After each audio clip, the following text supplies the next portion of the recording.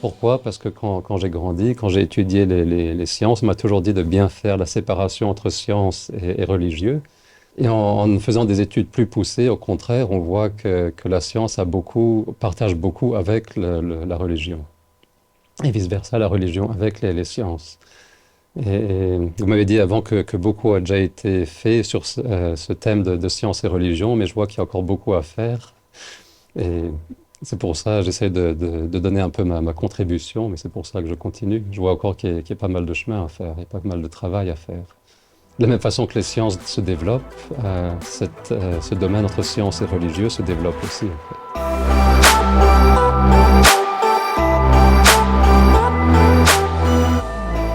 Le besoin, oui, parce que c'est une façon pour moi de mettre un sens dans ce monde matériel, de pouvoir relier les deux, scientifique et religieux. Parce qu'au fond, j'ai été formaté, j'ai suivi une étude scientifique et le fait religieux est important et je voudrais bien voir que les deux coïncident. Parce que les deux sont reliés au même monde matériel, les deux ont été créés par Dieu. L'un, c'est comme le livre ouvert de Dieu, les sciences, l'autre, c'est plutôt la révélation de Dieu, mais les deux parlent du même monde. Donc je m'attends à ce que les deux coïncident. Et c'est là où l'interaction se fait.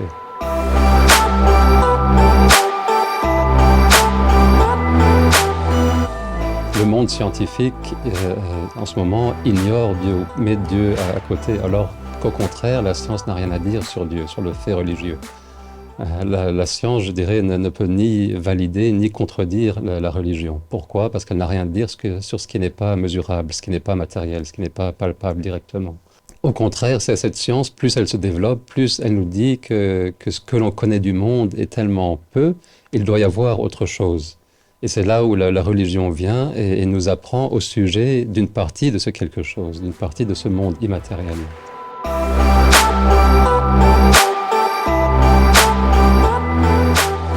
Oui et non, je dirais, aujourd'hui, on ne nous apprend plus à voir Dieu à travers le scientifique, alors que dans le passé, ça faisait partie du scientifique. Il n'y avait pas cette distinction entre scientifique et religieux. Donc oui, tout à fait, aujourd'hui, on fait cette séparation, mais cette séparation est un choix. On n'est pas obligé de suivre ce choix. On peut en faire un autre et rester scientifique en tant que religieux. De la même façon qu'on apprend à voir des champs magnétiques ou à voir des atomes, des molécules au lieu d'objets concrets, on peut voir les choses de façon religieuse. De voir Dieu à travers cette table, de voir Dieu à travers une interaction entre des aimants, entre des différents objets. Encore une fois, de ne pas le voir est un choix. Donc on peut très bien choisir l'inverse, de voir Dieu à travers. Donc oui, la science va peut-être continuer dans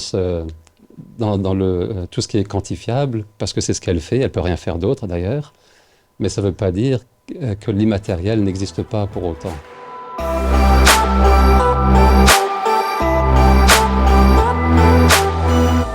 Plus la science progresse, plus on se rend compte de l'immensité de ce que l'on ne connaît pas encore, de ce qui est au-delà du monde matériel.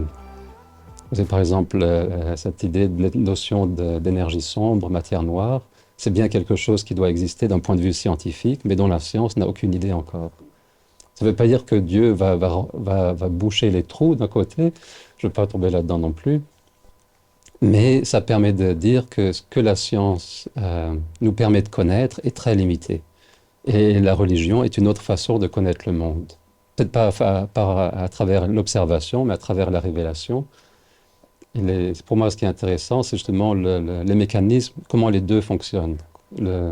Les critères qui me permettent de justifier une vision scientifique du monde suivent de très proche les mêmes critères, le même mécanisme pour accepter le fait religieux, pour accepter l'islam comme religion.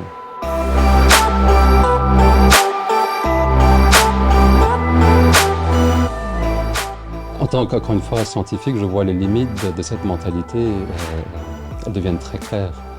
Parce que justement, l'homme n'est pas seulement objectif, matériel, efficace, précis, mais il est premièrement spirituel.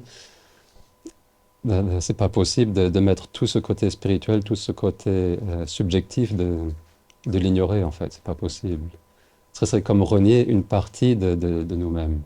Il se trouve que le monde d'aujourd'hui est très presque pas scientifique mais matérialiste, ultra matérialiste, au point où ça devient du scientisme, où on tend à croire que la science explique le monde et c'est la seule façon ou la meilleure façon d'expliquer le monde. Mais encore une fois, c'est un choix. Il y a d'autres façons d'expliquer le monde. Et quand on regarde justement dans le passé, dans l'histoire, toutes les civilisations prenaient un choix différent.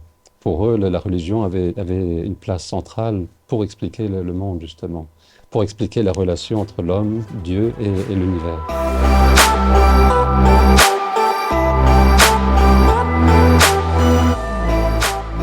Je dirais que la religion donne une direction aux scientifiques. Sans elle, la science, on le voit très bien, nous perd, nous détruit nous-mêmes. On voit très bien avec tous les problèmes environnementaux, tout ce qui est dégradation aussi bien de l'environnement, de la terre que de l'être humain.